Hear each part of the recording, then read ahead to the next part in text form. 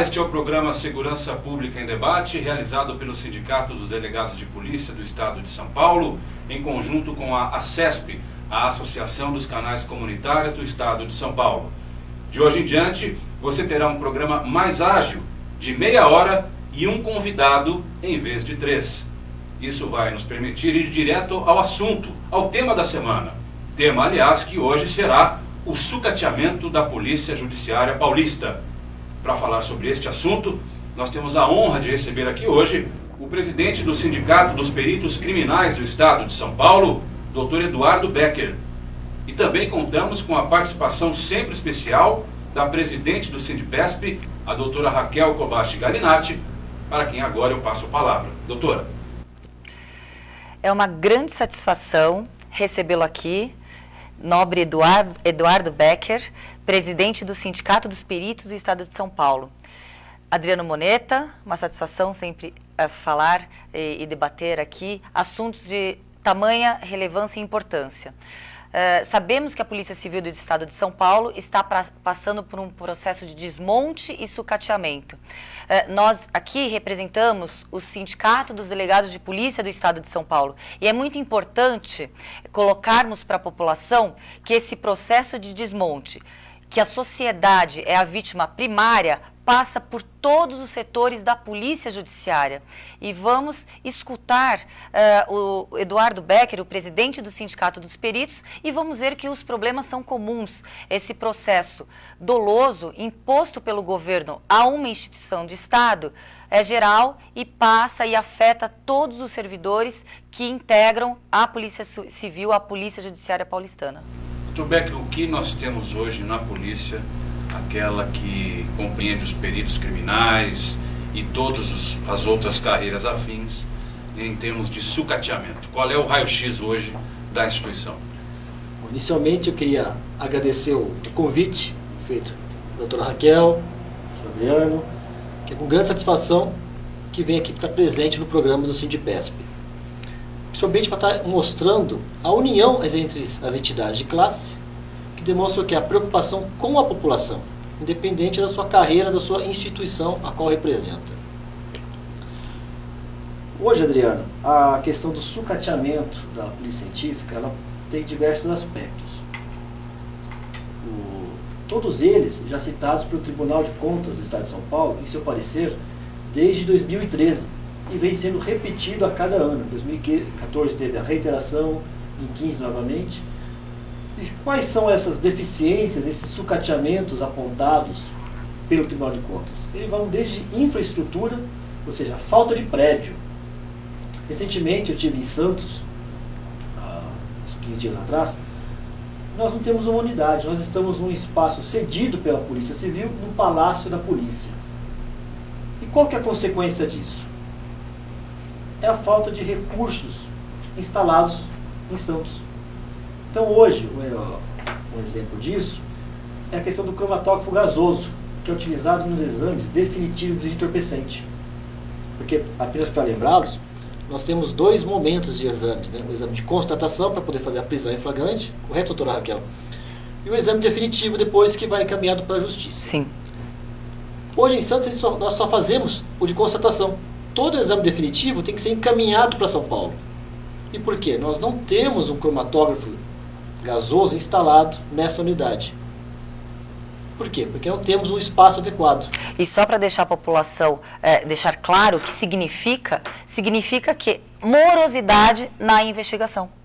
Precisamos da constatação para podermos ter base nas prisões em flagrante ou nos inquéritos policiais, nos indiciamentos, e se protela de forma proposital. E nós temos uma lei especial que trata disso, o ECA. Esse menor de idade, ele fica apreendido, o exame, ele foi feito exame de constatação, que constata que a substância é entorpecente, só que para a Justiça ele precisa do laudo definitivo, que Santos não realiza, vem para a capital para fazer, e aí começa a morosidade. E aí começa a dificuldade do juiz, então o quê? Sentenciando esse menor. E aí, o que ocorre com a consequência? A sentença é prejudicada, a justiça fica prejudicada e o réu tem que ser colocado em liberdade. Então temos essa questão. A outra questão... Só uma dúvida minha. Não tem cromatógrafo por causa do espaço ou realmente não tem a máquina? Existe a máquina. Essa máquina foi doada na época da Copa, nos preparativos para a Secretaria Nacional de Segurança Pública. E ela está onde hoje? Ela está instalada na capital. Mas era para ser para Santos? Era para ser para o interior essa máquina? É que assim, conforme a unidade que representa Santos, a sua abrangência, o Santos é um núcleo de perícias criminalísticas. Então ele ia realizar alguns exames. E dentre deles está o exame definitivo, que é o quê? Para poder dar agilidade na realização dos exames, na expedição dos laudos. Ou seja, é a prova conclusiva, digamos. Todos os exames são feitos, desde registro até divisa com São Sebastião, teriam que ser encaminhados para Santos. Mas hoje, por falta desse equipamento, são encaminhados para a sede de São Paulo para ser feito o exame definitivo. E isso demora quanto mais? Por exemplo, se houvesse o cromatógrafo, é um nome difícil, lá na cidade de Santos, levaria, não sei, X dias. Pelo fato de estar em São Paulo, leva X mais Y. Quanto é o Y, mais ou menos? Tá. Aí vem a outra questão, a falta de recursos financeiros. Então, ao invés de termos um malote que seja diário ou semanal, né, ele passa a ser mais extensivo. Temos uma loja que é quinzenal ou mensal. Essa data realmente não tem como precisar. Isso pode provocar a prisão por mais tempo de uma pessoa que eventualmente possa ser até inocente, caso esse exame conclusivo dê negativo? Com certeza isso pode acontecer. Então, gente ficando mais presa do que deveria. Exatamente. Teoricamente, então, supostamente. A grande questão é o seguinte: não estamos nem falando de manter o réu que é culpado, se for comprovado, preso. Estamos falando em manter um inocente preso. Sim. É aí que está a grande questão. E pode acontecer por causa disso, da falta de equipamento rápido, etc. Sim, sem dúvida. O que mais que a polícia científica... vou reformular. O que mais que os peritos passam nesses termos, estado afora? E só uma ressalva. Essa falta de estrutura para as perícias afeta diretamente no trabalho do delegado de polícia. Na presidência do inquérito policial, muitas vezes estamos aguardando laudos, e os laudos, eles estão nesta morosidade, a culpa não é correspondente àqueles peritos que estão elaborando os laudos. Muito pelo contrário, os peritos ainda trabalham de forma sobre-humana, acumulando trabalho e excesso de perícias a serem realizadas. E o que ocorre?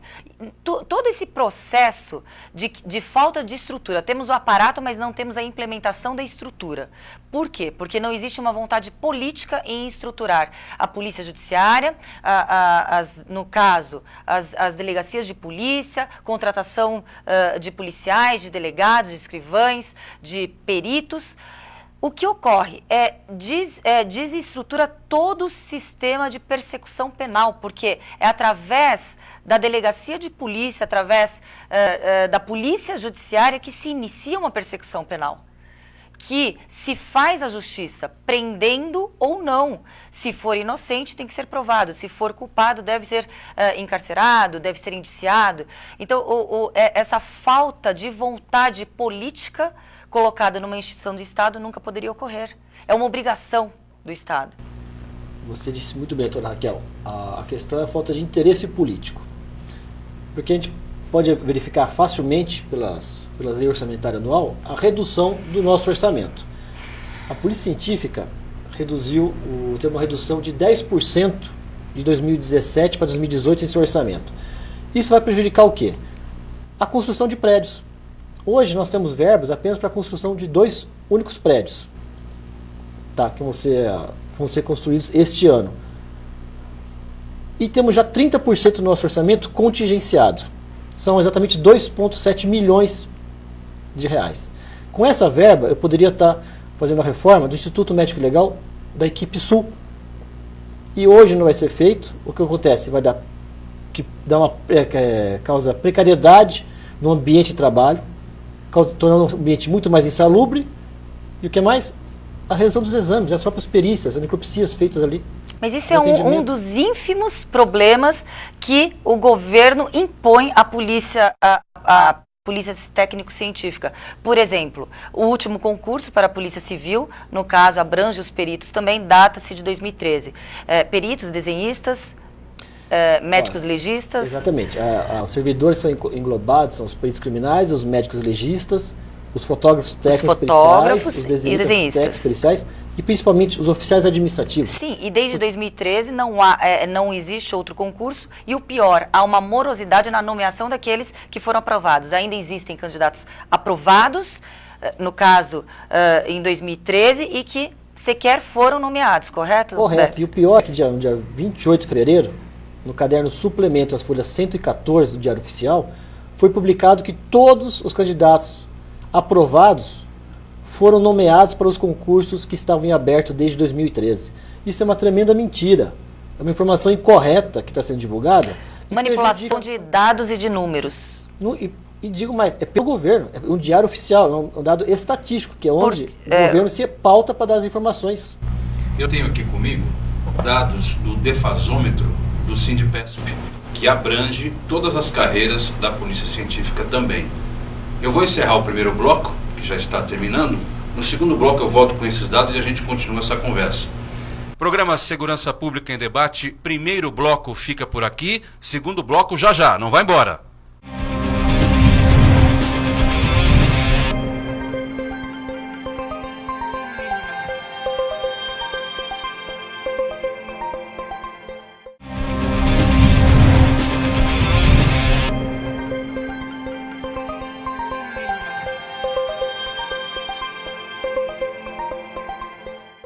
Programa Segurança Pública em Debate, uma realização do Sindipesp. Este é o segundo e último bloco do programa de hoje, em que estamos discutindo o sucateamento da Polícia Judiciária Paulista. Vou passar logo a palavra para a doutora Raquel, que vai falar sobre uma campanha importante que está em curso, realizada pela ADPESP e pelo Sindipesp. Doutora Raquel. Esse processo de desmonte e sucateamento imposto pelo governo à Polícia Civil do Estado de São Paulo reflete diretamente na segurança da população paulista. Somente através de investigação é que conseguimos desmantelar os crimes no cerne. Atacaríamos as causas e não os efeitos. E parece que de forma equivocada, por falta de interesse, falta de vontade política, investe-se em efeitos. O que significa isso? Não se permite à polícia judiciária que ela trabalhe investigando de acordo com a potencialidade como ela pode investigar. Desta forma, nós, policiais civis do Estado de São Paulo, honrando nosso juramento e nosso distintivo, continuaremos trabalhando até mesmo fora, de forma desumana, de uma forma bem heróica, pois estamos suprindo também o déficit dos policiais, honrando nosso distintivo, porém não mais calados. Dessa forma estamos usando essa faixa que significa luto pela Polícia Civil. E nesse luto, é luto mesmo nos dois sentidos, de lutar e de luto por estarmos padecidos com essa situação e não mais admitiremos.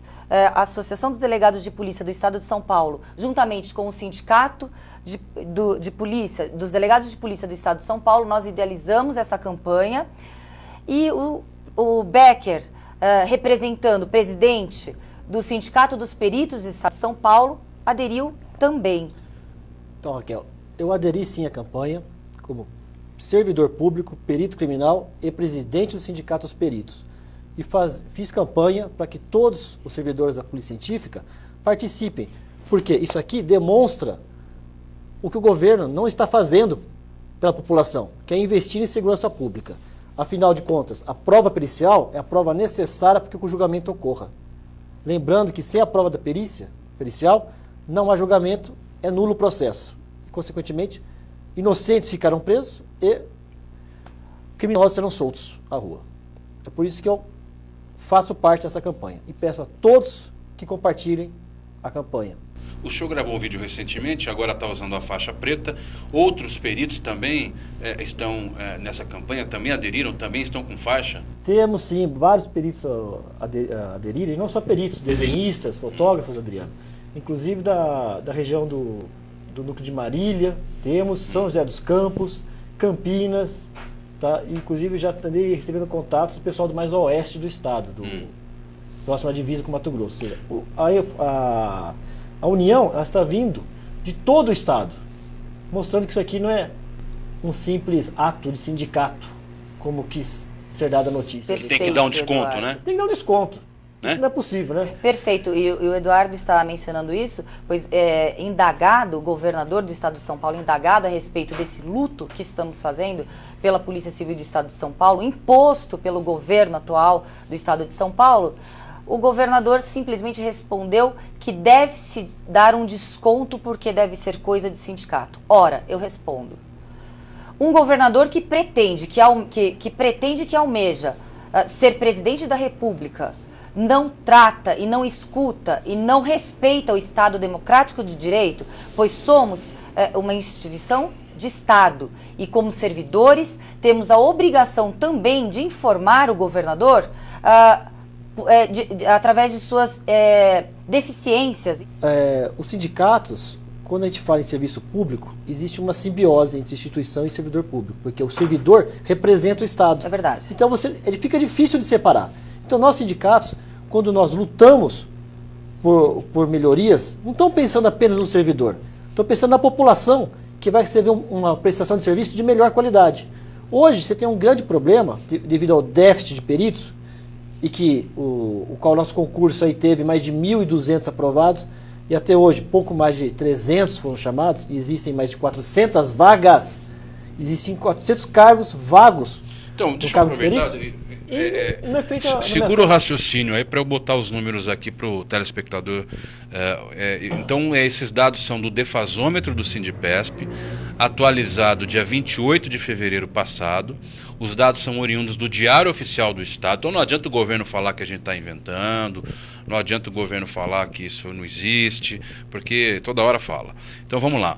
471 peritos criminais faltam hoje no efetivo.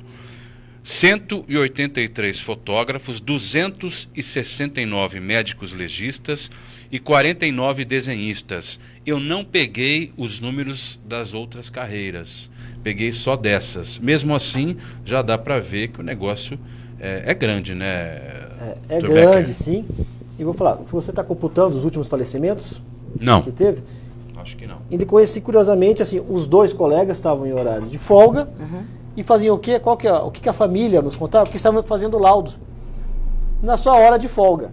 Então mostra o quê? Que a falta de profissional exige que o servidor público, porque nós somos compromissados com a instituição, com a população. Honramos nosso distintivo. Muito bem, a gente honra o distintivo, o quê? Trabalhamos nossas horas de folgas para quê? Porque a gente sabe da importância da relevância que isso ocasiona. E o Estado, por não nomear, não dar condições, acaba impondo essa situação, o que leva ao massacre da pessoa, a sua família. Isso não é divulgado, isso não é dito pelo governo. Porque fazer laudo em horário de folga é uma folga esquisita. Você sabe, Adriano, que nós entramos com o Sindicato dos Peritos Criminais em gestões anteriores, vou ser mais preciso, em 2009, entrou com uma ação processando o Estado para que não permitisse que o servidor público trabalhasse mais do que o limite dado pela lei, pelo decreto 52.054 de 2007, de 40 horas semanais. E com isso, que não fosse mais imposto para a administração, plantões de 24 horas. Nós já ganhamos. E, curiosamente, o Estado vem fazendo recurso para que isso continue, essa atrocidade. Nós temos hoje cálculos feitos, porque o perito criminal ele tem um trabalho peculiar. É muito similar do jornalista, eu acabo comparando às vezes. Por quê? Ele vai e faz a perícia no local. O jornalista faz todo o levantamento da matéria, do assunto a ser tratado. E depois o que acontece? Ele faz uma redação. E o perito criminal faz a mesma coisa. Ele faz o levantamento do exame, faz o local, a perícia em si, e depois vai redigir esse laudo. E não existe hoje uma hora dedicada para a elaboração desse laudo. Hoje toda a carga horária é destinada ao atendimento das perícias, da população. Então, que horas que tem que fazer o laudo? Na hora de folga. E é um absurdo, pois normas internacionais do direito do trabalho são desrespeitadas. Se temos na Constituição Federal 44 horas semanais a serem cumpridas, há uma necessidade de folga para ter uma decência, no mínimo, num trabalho. O que ocorre é que o governo impõe uma situação desumana de trabalho, de uma carga desumana para aqueles que estão. E é muito importante a gente lembrar que esse quadro, esse déficit, nós estamos nos pautando no quadro que foi idealizado em 1994. Ou seja, existe um déficit de policiais, de peritos, mas baseando na população de 1994. Hoje, em 2018, nem houve o acompanhamento populacional como houve esse déficit, essa diminuição de peritos. Exatamente, sim. Hoje, a população, o nosso quadro era de 1.117 peritos, e 70 peritos, eu acredito. 1.117. Em 1994. Em 2000, a população naquela época era de 30 milhões de habitantes do estado de São Paulo. Ou seja, tínhamos aí quase que um perito para cada 30 mil habitantes. Hoje... Muito interessante esse paralelo, um perito para cada 30 mil habitantes. Hoje, nós temos aí um número que em 2003 teve um acréscimo de peritos que levou para 1.735 cargos. Só que ainda nós não conseguimos ultrapassar aquele número inicial de 1.170 da década de 90. Eu acredito que com essa última nomeação que teve, mas não estão trabalhando ainda, nós vamos estar ultrapassando esse número. E mesmo assim, quando a gente faz uma conta básica, hoje... Que número o senhor se refere? Aquele 1 para 30 mil? 1 para 30 mil. E hoje esse número... Nós proporcionalmente continua o mesmo. Piorou. Estamos trabalhando hoje na população... De 1.700 para 40 milhões, para 44 milhões. Aí você trabalha com... Se a gente trabalha em 1.700, pensa todo mundo, o quadro repleto, tem uma diminuição. Mas quando a gente trabalha com o número real existente, esse número está beirando 40 mil habitantes para cada perito. 40 mil habitantes. Então, assim, o que se denota? O que se acarreta? Má prestação, atraso de laudo. Hoje, um perito criminal, por nossos cálculos feitos, trabalha em média 55, 56 horas semanais, a média do Estado. Fizemos uma denúncia na ouvidoria e, curiosamente, a resposta da administração é que ela desconhece que isso ocorra, que pelas escalas oficiais, nenhum perito trabalha mais do que 40 horas semanais. Parece que o governador quer um desconto em relação a isso, em relação a esse abuso, em relação a esse descaso, mas não daremos desconto algum. Parece que dá para perceber, pois se você desestrutura a forma, o crime está cada vez mais estruturado, e se você desestrutura a instituição responsável para combater esse crime, não daremos desconto ao governador para que ele fique omisso e, pelo contrário, para que ele não cumpra com a sua obrigação. É curioso isso, né? A gente vê a questão da melhoria, nós vemos criminosos, como você colocou, que estão se aparelhando, estruturando ou se organizando, e ao contrário, a polícia científica hoje está totalmente desestruturada, faltando recursos, falta investimento em tecnologia, enquanto o traficante... A gente está chegando no final do programa, eu tenho que fazer uma pergunta. Diga. O salário dos peritos criminais é igual ao dos delegados, no sentido de que o dos delegados é o pior do Brasil, já comprovado. No site do Sindipesp você pode comprovar isso, você vai lá e vê. O dos peritos também é o pior do Brasil ou não? No ranking. Caiu, eu vou dizer, caiu bastante. Antigamente, até o ano passado, a gente estava na metade para baixo. Hoje eu digo que está do quarto para baixo. Ou seja, está entre os últimos 5 piores salários do estado, do país. Os delegados de polícia do estado de São Paulo continuam sendo a carreira mais injustiçada do Brasil. O pior salário do país e investiga crimes de delegados. No estado mais rico da federação e é o que pior recebe. Eu só gostaria de antes de estar finalizando, agradecer esse convite a Raquel, a você, Adriano, a oportunidade de estar vindo aqui falar em nome dos peritos criminais e de todos os demais servidores da Polícia Científica. Que eu acho que essa oportunidade que vocês criaram aqui, esse tempo, é magnífico e espero que a população saiba aproveitar a informação que está sendo divulgada por vocês. Becker, eu que agradeço de forma imensa e o parabenizo pelo seu brilhante trabalho na liderança, na condução do Sindicato dos Peritos do Estado de São Paulo. Muito obrigado. Segurança Pública em Debate fica por aqui. No programa de hoje nós conversamos a respeito do sucateamento da Polícia Judiciária Paulista, entrevistando o Dr. Eduardo Becker, presidente do Sindicato dos Peritos Criminais do Estado de São Paulo. A você que nos acompanhou até aqui, muito obrigado e até a próxima.